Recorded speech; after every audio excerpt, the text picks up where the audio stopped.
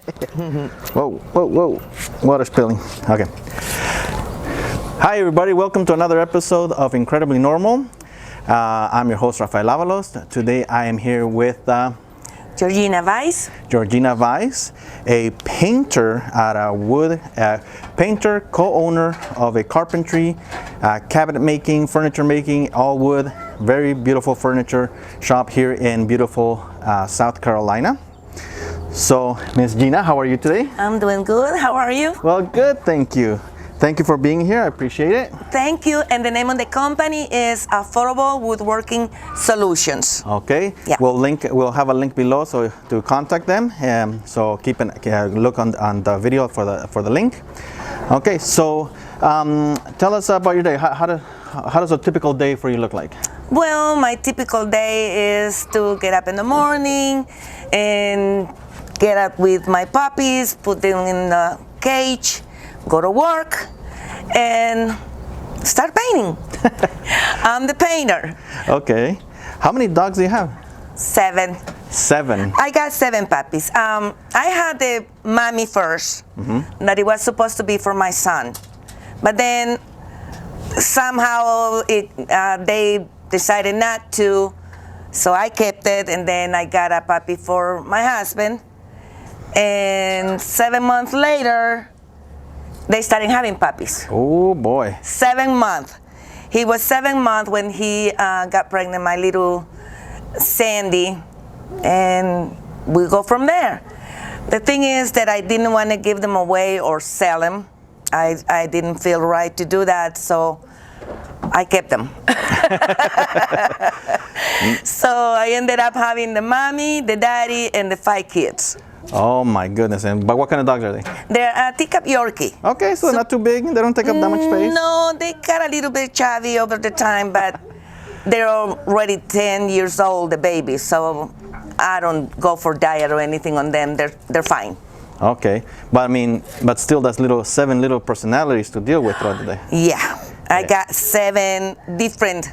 I got one that he wants me to go take him to the bed, wrap her in a blanket, and then he goes to bed. Otherwise, he won't. I got Mikey. The Mikey has to go between my legs, and if I don't do that, like a spoon position, if I don't do that, he goes in the middle of the night and start doing this. And it's annoying sometimes because you're sleeping and somebody's doing this to your face, so you have to turn around so he can snuggle between my legs. Oh boy. Everyone got a little difference in their behavior. Everybody's a little spoiled in their own way. Yeah. Yeah, they are. They keep me busy, and sometimes, you're boring or something and you start talking to them, especially Junior. It's so funny how he demands his food all day, every day. So it gets a part of your day, to talk to them, and they entertain you and you take care of them. So it makes a feeling pretty good. Oh, and they show you a lot of love, Yeah. And it's unconditional love. That's one of the things with dogs, that they don't really care where you are, how much money you make, your socioeconomic position. They love you just for who you are. So, yeah. And that, I think, is part of the beauty behind dog ownership. And that's what it makes you feel good, because you know that they really love you. Just like you say, unconditionally, no matter what. And as a person that care for them, I feel so proud of them. Yeah? I do. I would too. They're super cute. Yeah. So don't downplay it. You said, I start painting, but tell us, you paint some really heavy duty stuff like me. Yeah, we had the air sprays. It's kind of fast, so I had to do it a little bit fast. They're big pots that I have, 10 gallons of paint. Another ones are 5. And you have to check how the gun is going. I like it a little bit faster, so my hands are going like that. We paint kitchen cabinets, furnitures, entertainment centers, bedroom sets, which I love the way that Michael doing the bedroom sets. I started about 20 years ago. When my husband started, he was by himself, And he was asking me to visit him, to go to visit him at the shop because he was by himself all day. We just started, him and I. And between those visits, he was like, can you help me to do this? Can you help me to do that? And that's how I ended up working in the shop. So once you guys have became the owners of your own shop, how was the work distributed? Did you know you were going to be doing the painting, or did you guys talk about it? No, I started doing everything, a little bit of everything at first. I was doing frames, I was doing drawers, the doors, I was scanning them, put them together, paint them until they're done, which at first it took me a little bit because I had to put them together first to cut them, and you know you had to go right there at the point of the measurement. So, and then put them together, and then you had to sand them. And the way that he liked to be sand are very smooth, very, very soft. So it takes a little bit of time. Yeah, it takes that. Yeah, and then the cabinets to paint them. It's something so simple for me right now, but at the beginning it's kind of hard because you have to spray, and not only flat. Sometimes the furniture go higher and up, and you have to go like this. Yeah. So you have to run a little bit to go back and forth. But it's something that I really like, and people say that I'm a good painter. Yeah, I've seen the compliments. Yes. Yeah, they said that I'm a good painter. They like the way that I do it. As a matter of fact, another company is bringing some cabinets for me so I can spray them. So you can paint them? So I can paint them, yeah. Oh, okay. Yeah, they said that it's a good one, that they really like it. So it's like competition being so impressed with your work that they come and say, hey, can you do ours as well? Yeah. Okay, well, good. Yeah, they want us to go to work with them, but we have our own place, so we don't want to change that. Don't feel the need for that. No. Yeah. Okay, which is understandable. I mean, that's the beauty about being your own boss. I mean, you can call the shots. You can do as you want to. So excellent. Yeah, it's like I said. You come out of that painting room, depending on the color that you're spraying, you come out green, white, pink. You know, but it's something that I like. I really like. I like to do that. Especially when I touch him, you know, and I see him so soft, and I said, okay, I did good on this one. Okay. Yeah. Fantastic. Yeah. So what's like the biggest job? Like what's like the biggest amount of furniture and cabinets and all that you guys have delivered? Oh my God, most of our works is in between 40 to 60 cabinets, because that is the kitchen, bathrooms, closets, or bars. Oh, okay. So my husband does a lot of the work in the house. So it takes about 60 cabinets sometimes. Wow. So if we put the 60 cabinets times 2 for doors and drawers, faces, it's about 160, 120, 140. So, and each door takes 5 paintings. 5 times. 5 coats of paint? 5 coats. Let me see, 3 and 4. I'm sorry, 7. 7. 7 coats of paint. 7 coats of paint per door. Oh my God. Yeah, it is. It is. And what's this staining thing that I hear about? The stain is when you do the color with your hands.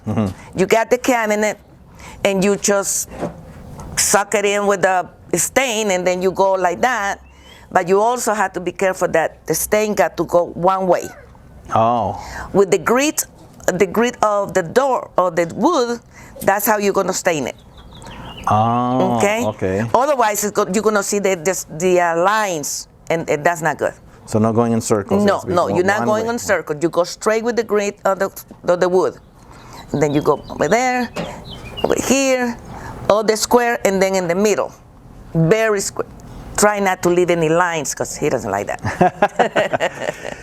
So that sounds like a lot of work on your hands. Does that take a toll on your hands? Yeah, it's bad. It gets inflamed. My fingers are inflamed. The doctor says I got, what is it that I got? Arthritis, carpal tunnel. Carpal tunnel. Oh, okay. Yeah, plus a little bit of arthritis because of the movement, repeated movement that I do. So the fingers, the hands got a little bit beat up right now. Oh, okay. Yeah. But are they able to cure the carpal tunnel? I mean, It does. arthritis, no, but It does. It's something that they can fix. But like the doctor told me, if I'm going to do that, I'm going to have to stop painting. So I'm giving him a little bit more time to get my surgery in it. Oh, When I retire, then I will do that surgery. But right now, no. It takes a little bit of medicine every day for me to go to work. Oh, wow. And be able to, do that. So that's a pretty rough day if you think about it. Like, what do you do to decompress? What do you do to like relax and say? Okay. Well, it's weird because when I'm working, I'm tired. I don't want to do it no more. I want to go home. But then when I cross through our shop and I see the cabinets and I touch them and I know that I did that job, I like it. Oh, okay. I feel satisfied. Yeah. Oh, okay. The 20 years before, I had no idea how to spray a cabinet, and 20 years later, I think I'm very good at it. So I like that. All right. Well, the reviews say you're good at it. So. Well, people say that. People say. Yeah, people say people that are they reviews, like. so. Yeah. So it's good. Okay. For me, it's nothing better than to go to work when you like it. Yeah. If you like it, it makes it easy no matter what.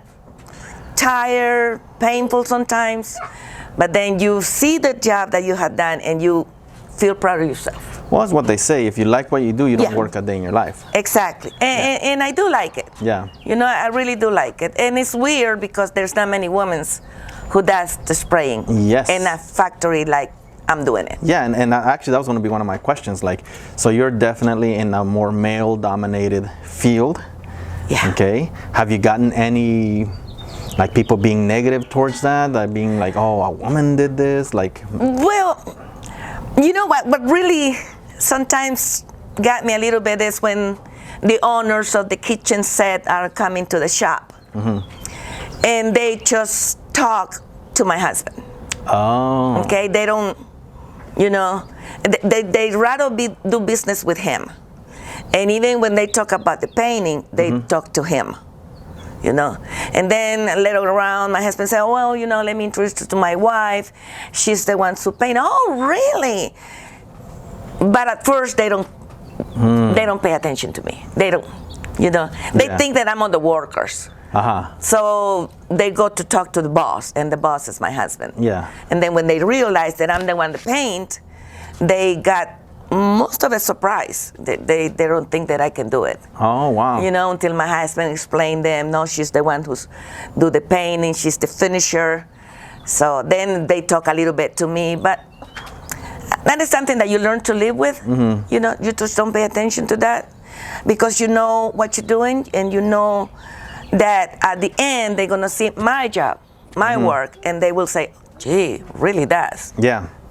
But yeah, it happens to me a little bit, a lot. That they don't know, they don't think that I'm able to do that, or they just one of the workers, Yeah. So that is okay. It's okay. It's okay. You did it, and that's really exactly. What matters. Yeah. Exactly. Okay. So now you're here in South Carolina. The shop is in Anderson, right? Yes. Okay. But you're not from here, are you? No. Where are you originally from? Guatemala. Guatemala. Okay. Yeah, I'm from Guatemala. So how did you end up from Guatemala to a painter in South Carolina? Oh my goodness. Oh. Well, I came to United States in 1985. Okay. And then I was living in California. And then on 88, I brought my kids over here, thanks God. And over there, I was working in babysitter. I work in an employment office. I do some cleanings for a lot of people. And then I have my own business in the flower shop, which I love it. I love that. And we were doing pretty good in the business in the flower shop. It was easy, and it was something that I like to create, create arrangements and see the beauty of the flowers together. That's something that I really like again.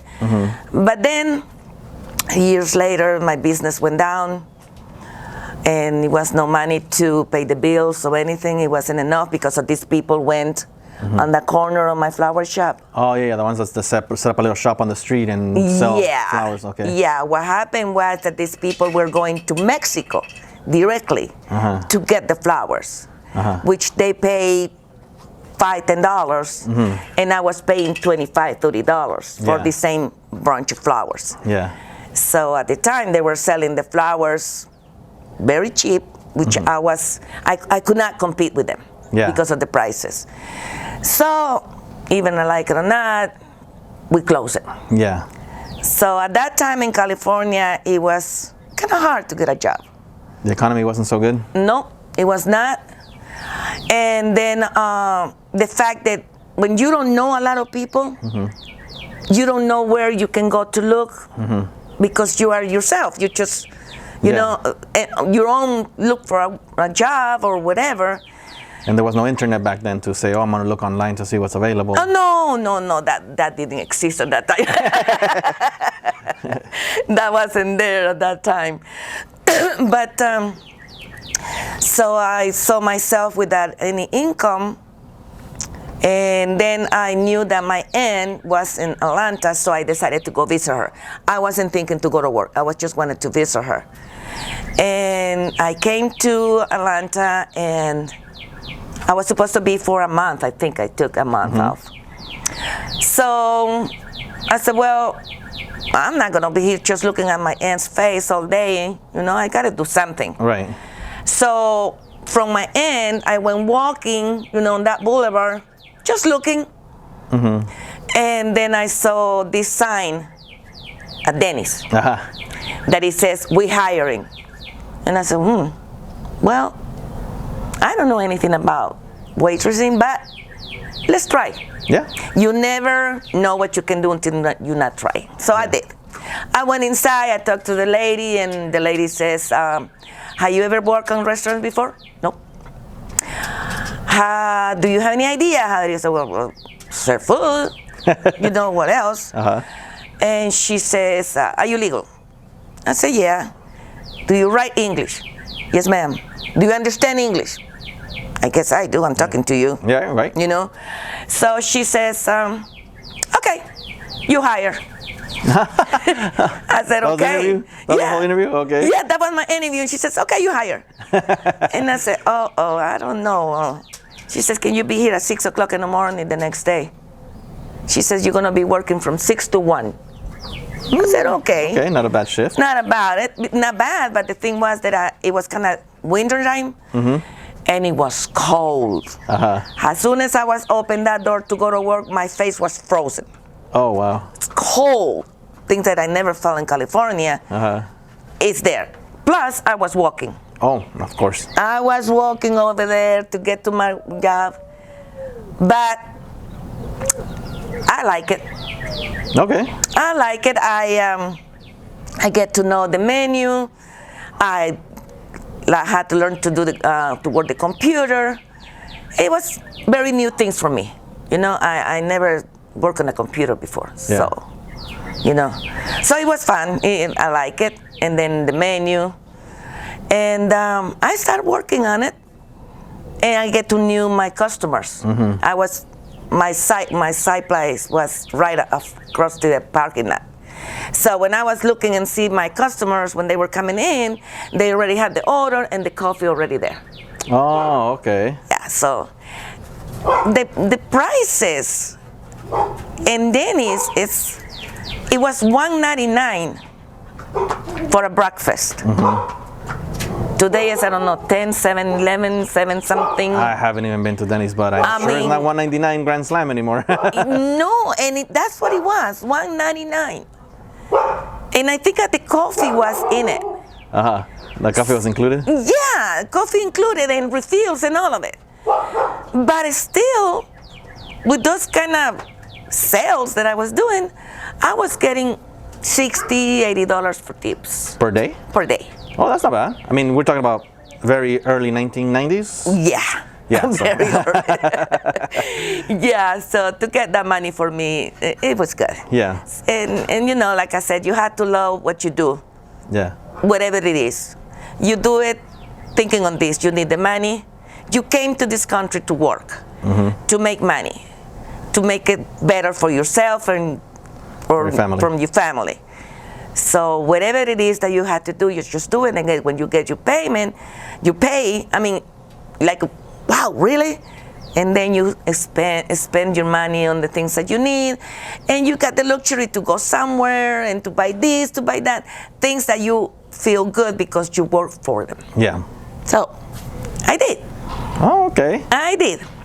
And it was magical. Wasn't always easy. It's a magic that takes a little bit of time and hard, you know, because sometimes you think your legs hurt, your hands hurt, and then at the end of the day you got tired and this and that. But like I say, when it's about the money time and you start thinking about to buying this, to buying that, things that you couldn't afford in your own country, that's when you say, yeah, I can do it. Yes. I can do it. So, little by little, you know, you cannot get everything at once, but you can go little by little. You can get it, anything you need, if you work for it. If you work for it, yes. Yeah, if you work for it. Yeah. So when you came to the United States, you obviously didn't know any English. Well, I was a very good at the English that they were teaching in my country.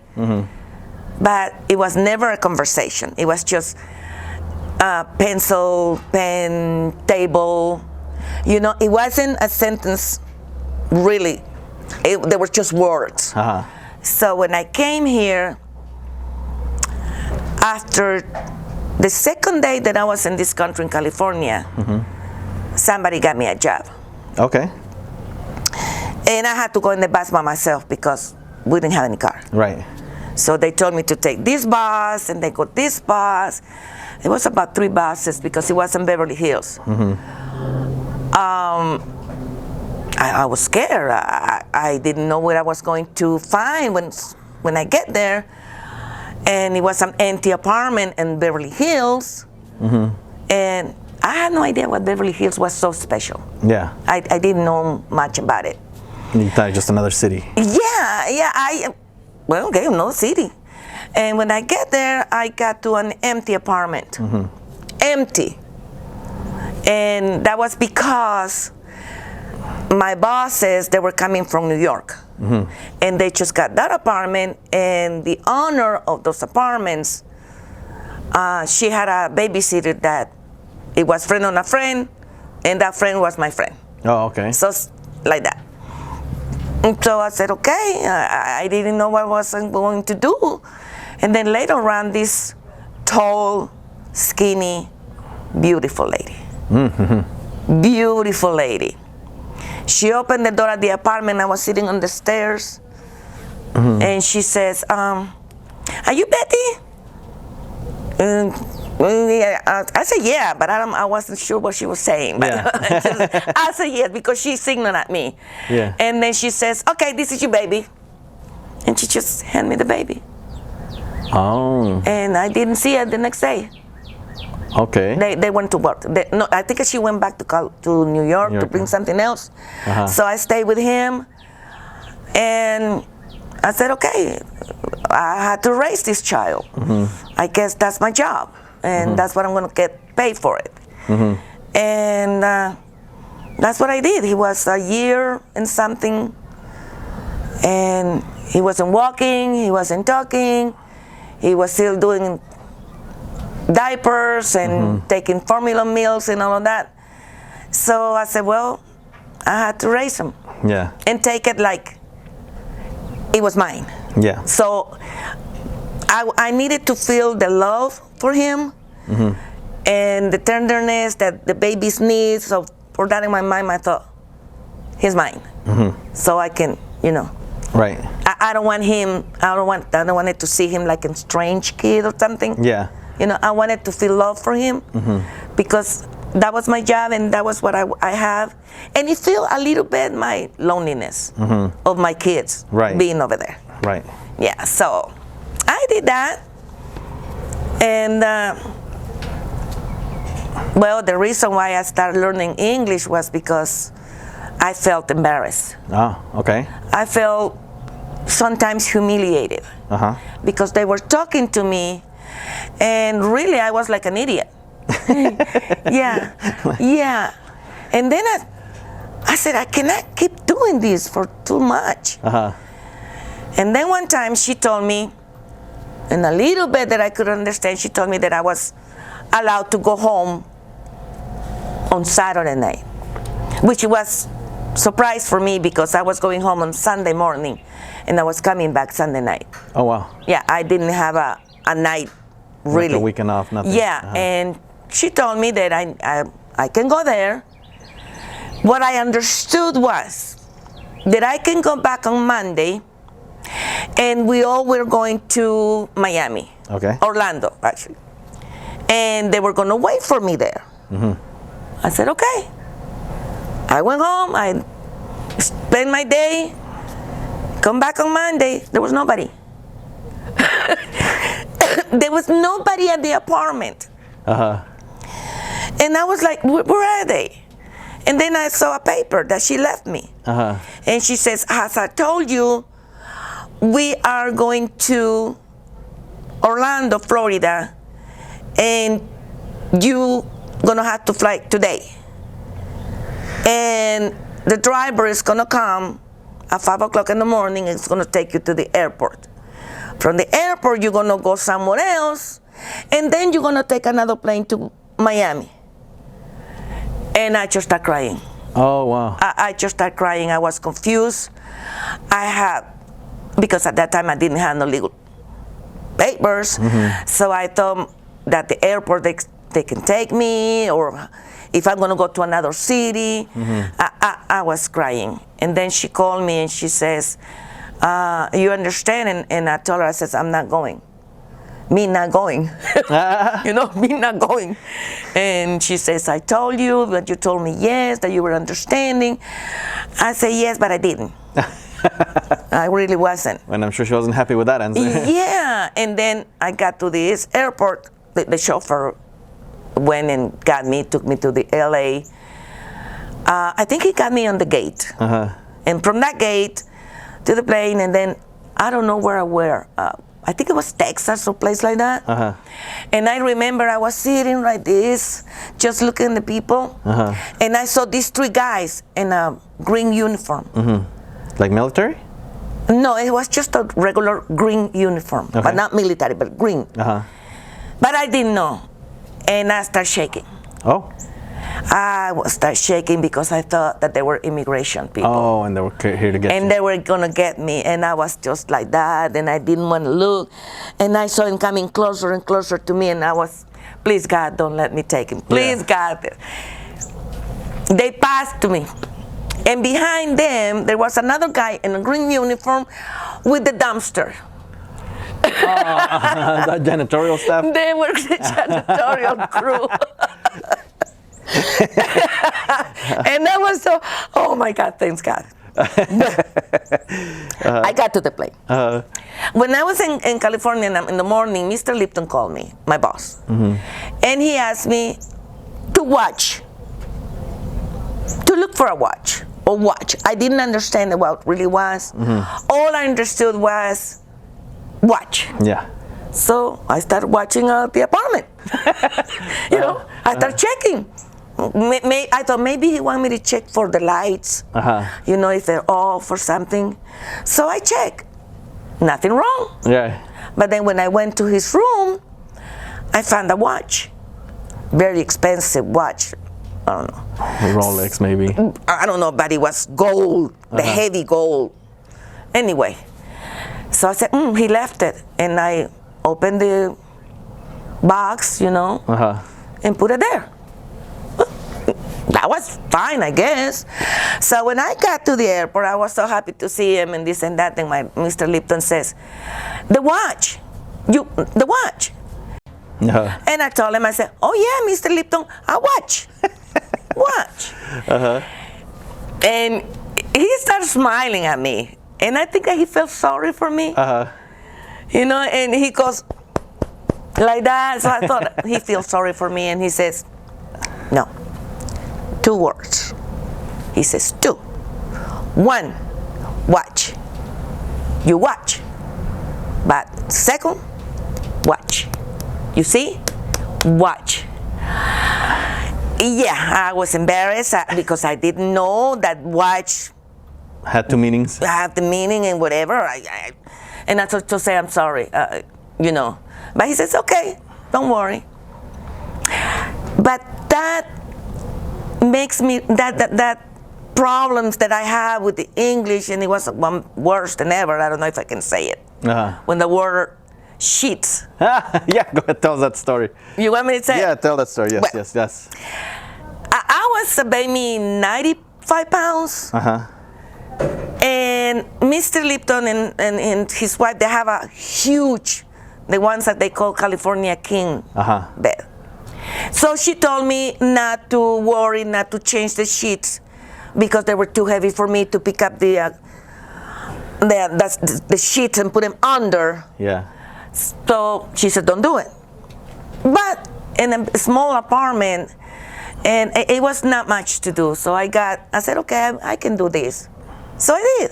I changed the sheets and the bedspread, and I put everything back, and I was very happy about it. So in the afternoon, she got home, and I surprised her. She opened the door, and I said, hey, I changed your shit.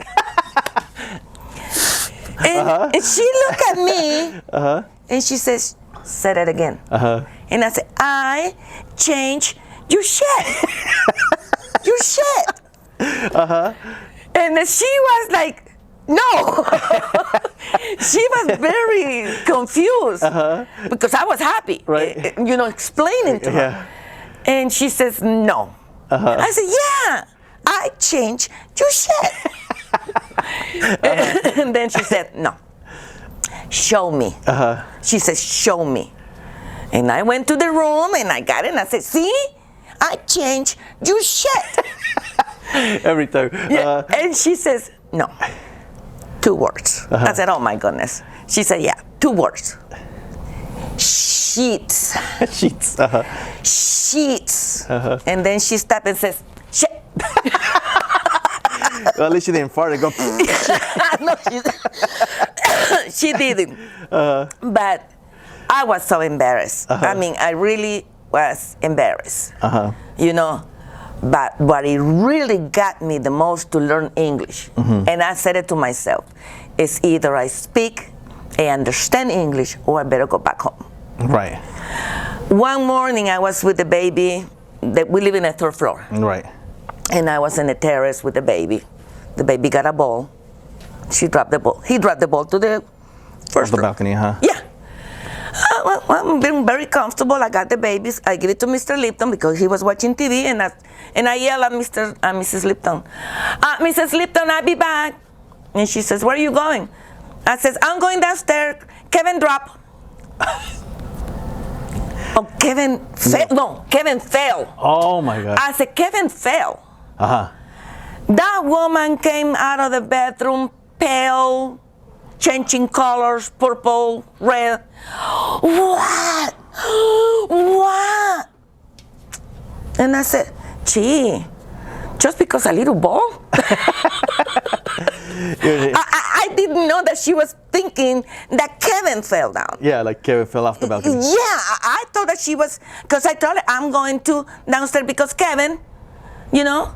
But I didn't finish to tell her the ball or anything. Yeah. And she came out running and screaming. Mr. Lipton was just right there sitting with Kevin, laughing. He was laughing. And Kevin, did you? Yes. And she looked at the baby. And she says, come here.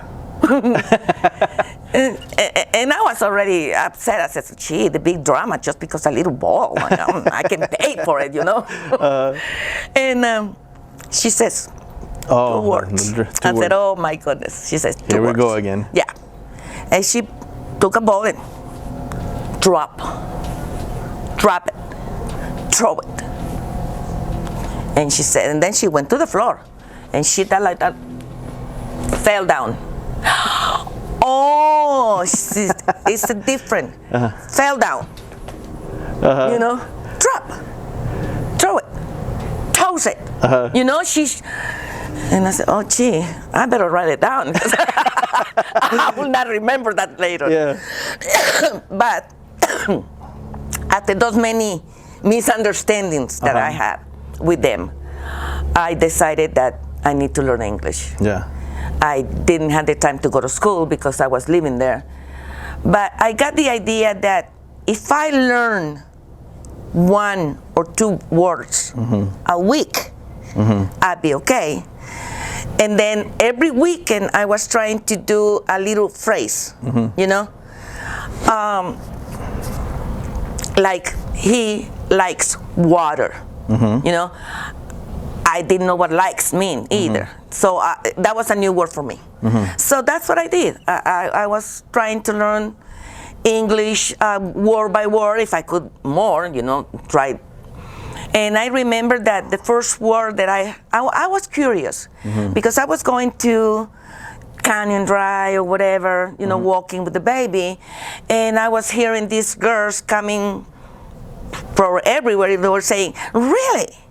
Oh, really? Oh my goodness, really? And I said, what really means? You know, what the? And I asked the lady, and I said, what really means? And she explained to me the best I could understand that it was something that you were told, but you not believe it. Oh, okay. Or it was so good, you know, and you were, wow, really? And I said, oh, okay, okay. Then later around, she told me, she says, we're not gonna go nowhere this Saturday night. You can go home. And right away I said, really? And right away I said, really? She said, yeah, Okay. you got it, yeah, that's the way.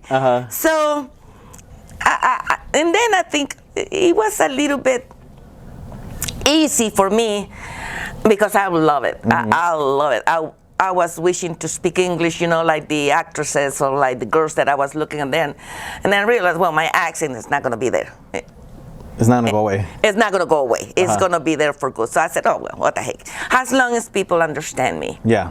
What I like about this is that I've seen people here that been here for 40, 50 years, no English at all. Yeah. They cannot even call 911 because the English. Right. They go to places, and when the people talk in English, they start laughing like, okay, yeah, yeah. And I said, how they can do that? Yeah. Don't they feel bad because the people are laughing at them? Not with them, at them. And I said, I don't want that anymore for me. Yeah. I wanted to be able to talk.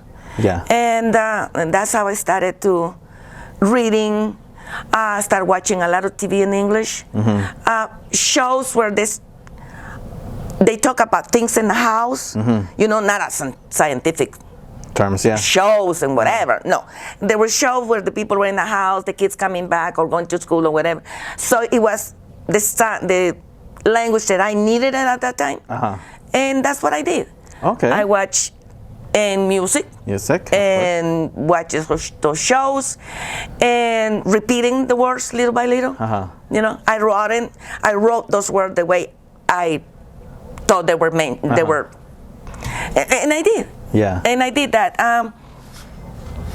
When my kids came, they didn't know anything about English. And I remember that I started to talk to them in English the next day.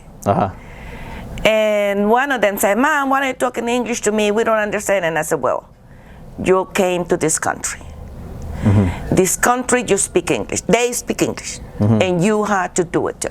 If you wanted to be in this country and develop yourself and make something of yourself, you had to start for learning English.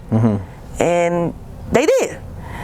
At first, they loved my English. They were asking me questions, this and that. A year later, they knew more than I did. Oh. So there was nothing that I can help them with because they knew more. And then one of them told me, "Mom, your accent is horrible. Your accent is..." What an ingrate. Yeah. Somebody told me you killed the English, because I was on the phone talking to somebody and I was talking about business or something, and he told me, he said, "Mom, you killed the English." Oh my God. Yeah. The accent, Mom. Can you get rid of your accent? No. Nope. So one thing that I really love is that God gave me the strength to come over here, the good thing to bring my kids, because that's the most thing that really hurt when you come to this country. When you leave your kids. Yeah. You know, you leave them there and you don't know, you think, you know, maybe they're crying, maybe they're talking about me, maybe somebody beat them up. In that case, was my mom, because my mom used to do that. So it's hard. It's hard, and you're happy because you're doing what you want, but you sad because they're over there. Yeah. So when I brought them over here, I think God brought them over here. He took care of all my kids, and I said that people here speak English. They have to learn to speak English. They have to behave the way the people does here. Yeah. You know, and be honest and hard workers, because nothing is gonna be for free for you guys. And I told them once, I says, enjoy your childhood right now. Play your games, do whatever. Because when it's time for you guys to pay your bills, you will know what really, really hard can be. Yeah. So, thanks God they did. I'm very proud of my kids. You know, I don't think a life for a woman is fulfilled if there's no kids in it. I really think that the kids are the ones to make you feel that you need to grow mentally, physically, and to grow on a way that you make your kids proud, and you feel proud, and that takes a lot of sacrifices. No, I'm sure it does. It's not easy. Yeah. It's not easy, especially when a woman have 3 kids and no husband. Right. It's hard. And boys too. And the problem is that no matter what a woman try, in this country, your kids can go hungry. Yeah. Your kids Even can here, go hungry. You know, and I remember I was working in this place, and because of the money that I was making, the government sent me a letter, and they said that because of my salary and my 3 kids, I was eligible to get money, welfare and food stamps and all of that. And I said no. I know at that time I was selfish because I let my kids suffer a little bit, but I didn't want my kids to see that I was taking advantage of the government, that they don't have to, because they were my kids. Right. You know? So I knew they were hungry sometimes. I knew they did. But I think that for all the problems that the kids or parents go through, if you think on something better for you, that help you. You know, the problem that you passed before, that will help you to make a future a lot better for you, because you think, no, I'm not gonna go through all that again. Or take my kids through that again. So those are very good lessons in life. And I take them like that. Oh, okay. I take them like that. They're very good lessons in life. If you want something, you have to work for it. You have to earn it. It doesn't matter what way, and it doesn't matter what work. Now, education, I want them to have what I didn't have. And they have. And got university, you know, I got kids that they did it. They did it in a huge way. You know, because the other two brothers says, oh yeah, he's just sitting down in the office doing this. He's not working. But he did it. You know, he got what he got because he did it. And the other kids are you know, they are with the hands. They work with the hands. They like to do that. And they think that the other one that is at the office is not doing anything. And making a good money. You know? I mean, that's kind of the point. Yeah, You know? yeah. But I said, no, you know, like I said, the three of them work. Very good work, very good money. They got their families, beautiful places to live. And that's what makes me feel proud and say, thank you, Lord. Thank you, Lord. Because I didn't have nobody for you. So you would say religion... For you guys, for my kids. I didn't have the support that sometimes the family can give it to you, or the grandmother. Yeah. No. The familial support. Yeah, no. Yeah. No, my kids were my kids. Yeah. And the only babysitter that you guys had was Maria, you know, the Virgin. Oh, Maria. the Virgin. Yeah, I was just saying, okay, Maria, gotta go to work, take care of my kids, please, a little pray and go to work. So religion played a big part of your life? The faith. Faith. The faith. I didn't go too much to churches because I got kind of confused with my grandmother because she was Catholic first and then she became evangelist. So I was still little, I was still learning, and from one religion to the other one, it was a big change for my grandmother. So at the time when I grew, I decided that as long as my faith is in Jesus Christ, in Jehovah, everywhere I can pray. I don't need to go to a church to pray or sing or scream. I think it's if I go to my bed and I start thinking and praying, that's what it does. And you know, I think it works. Yeah. Because for many, many problems that I had, that I was about to maybe lose my life. You know, I feel like when I was coming here, and give me that example, when I was coming here, these people put me in a car, and I passed the border in a car. They gave me a green card, which does not look at all at me. Nothing. But we were in the car, and I was, please God, please God, please God, to help me. I wanted to come in here. And you know, we got to the border stop, and this guy came to me, and she says, papers. And I gave him the car. And I was like this. I didn't want to look at him. I wanted like this. And he says, let me see your eyes, Maria. Let me see your eyes, Maria. And I just look at him. He looked at the car. He says, okay, Maria, welcome to the United States. Oh, wow. Oh my God, I couldn't believe it. But you know what I think? I think that Jesus Christ put something on his eyes at that moment. Like he saw my face in that thing, but it wasn't really. Yeah. And he decided to look the other way. Like they say, look the other way, yeah. I don't know, mijo, but didn't look nothing like me at all. Wow. You know, and I said, oh my God, I did it. You know? So every time something, or every day, I thank God for this life. Yeah. For the life that I'm living every day.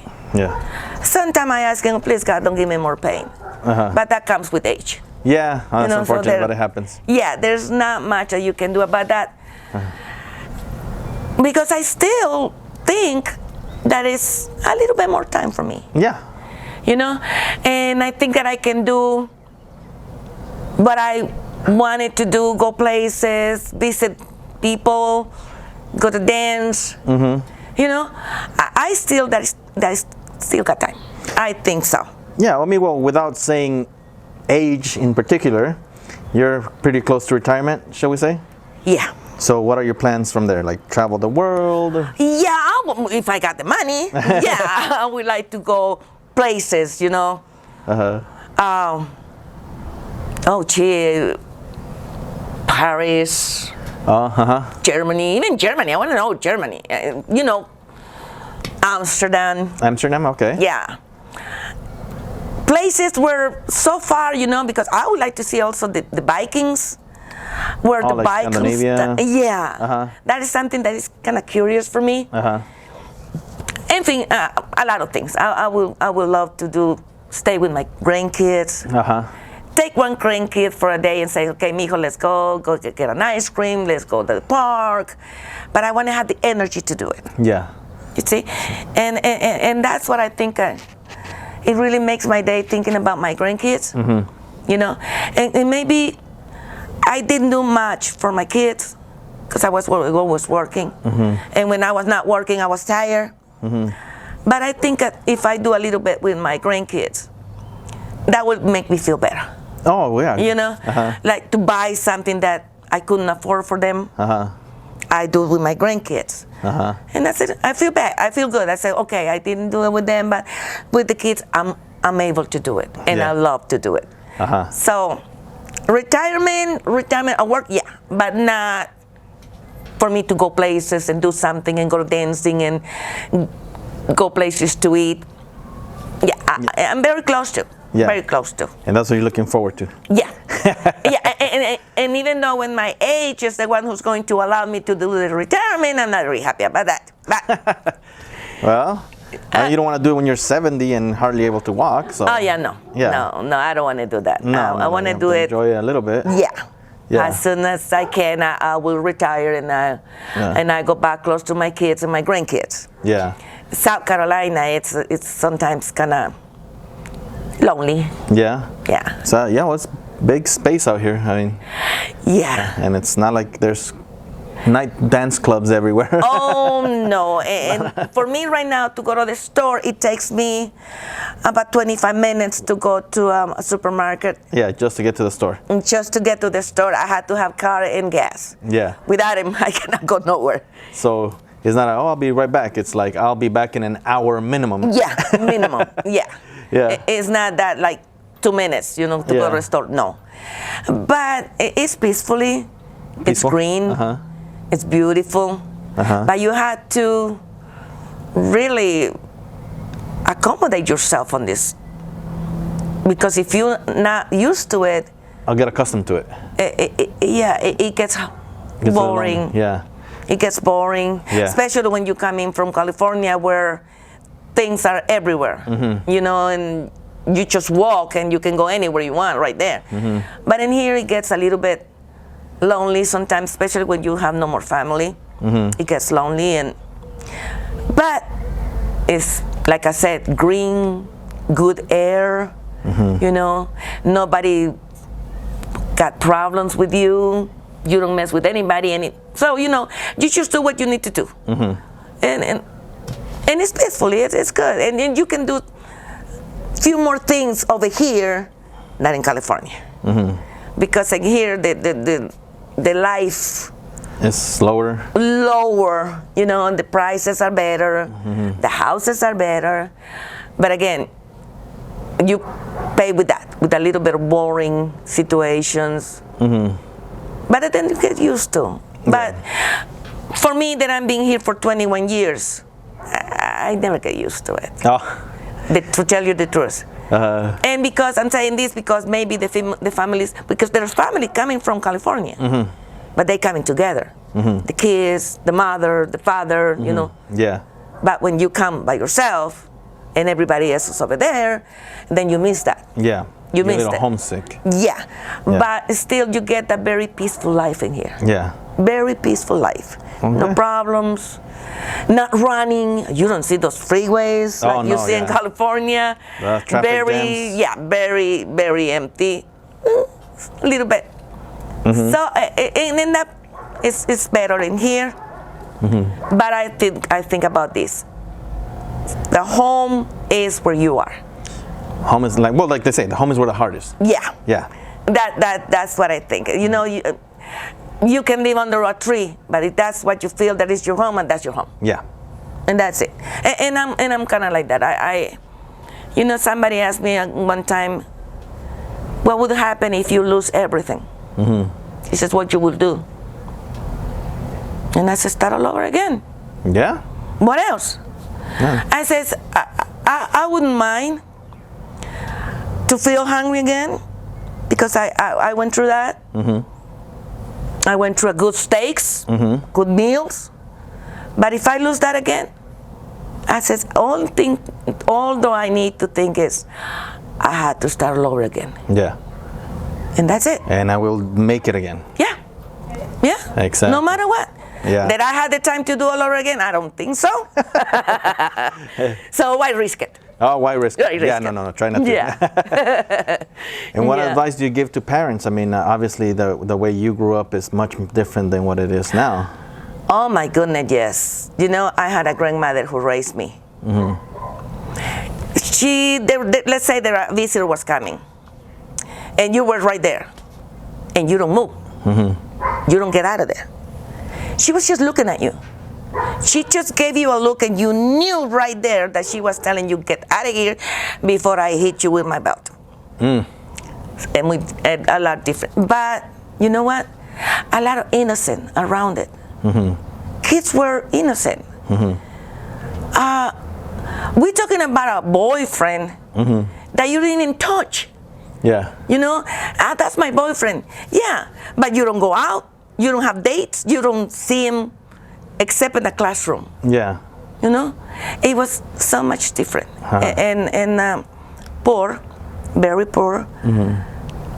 But my problem was that I was raised without my mom or without my dad. So it was my grandmother. And my grandmother didn't like my mother. Oh boy. Yeah, she didn't like my mom. So I'll tell you what, maybe from 0 to 6 years, I was okay. Because my aunt, my dad's sister, was the one who was in charge of me. Then she left the house. She ran away with a boyfriend for 11 years. Oh wow. My grandmother didn't like him either. Oh boy. So she dated him for 11 years, and then finally she ran away with him. So when she did that, then I was on my own. I didn't have nobody. Yeah. Because my dad was very young, handsome. He was dating a lot. He didn't have time for a daughter. Yeah. And then my grandmother, she was still having babies. Oh my gosh. Because my aunt, she's younger than me. Oh wow. She's 2 or 3 years younger than me. Yeah. So really was not much for me. So I did what I need to do, wash my clothes, get my shoes, put my everything that the mother does for you, I had to do it on my own. Yeah. So it was a lot different. It was a lot different. I don't think I ever got a ride in a car. I don't have the shoes that they were in style at that time. I had to have whatever I could afford. I was going to the coffee Plantation. Coffee places that were the plantation. Yes, you're right. I'm sorry. To cut the coffee, to pick up the coffee, and then my aunt, she didn't pay me cash, but she was buying for me the uniform and the shoes for my next year of school. I don't think I ever had $5 in my pocket. Ever. I don't think I ever had that. Yeah. So it was kind of hard. And then you see the difference between one kid to the next one. I think, mijo, that life in this world, you need to set up yourself one plan. You need to think about it. No matter what the people says, if you in your heart think that you can make it better, and if you try the hardest, you can get it. Because Otherwise, if you don't try, there's nothing. Right. You will live your life empty. Yes. And that's not what I want for me and for my kids. I want them to be secure, straight, honest, hardworking people. And they are. And they are. So, I had no complaints. No complaints. No complaints. Okay. All right. So looks like we run out of time here.